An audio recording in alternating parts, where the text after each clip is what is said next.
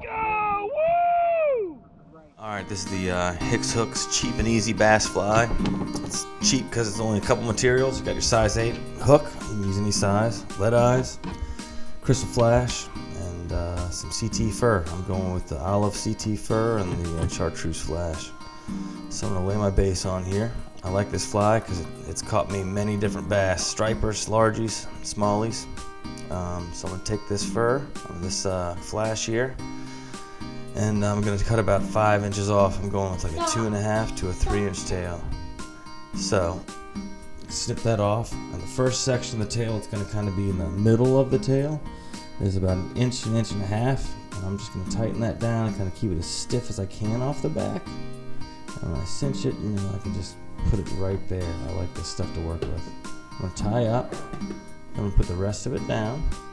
I'm going to cinch over, and then I'm going to wrap my thread back right where I cinched the tail off to begin with, and then I'm going to fold that other stuff over, and I'm going to kind of let it flare out over that inch and a half of other tail, and then wrap back up where it doubles over. Now I'm going to get my lead eyes on here.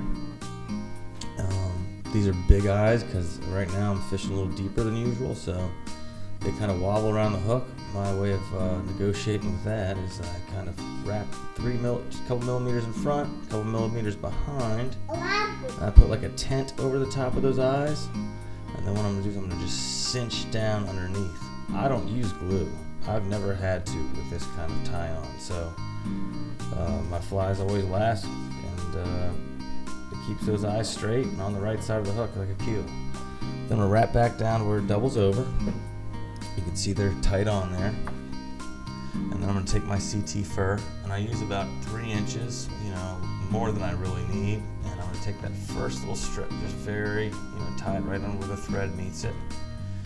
And then what I do is I wrap my fur counter against the way that I was going with my thread. And I give it about 3 or 4 wraps behind the eyes, then I come underneath and over the top.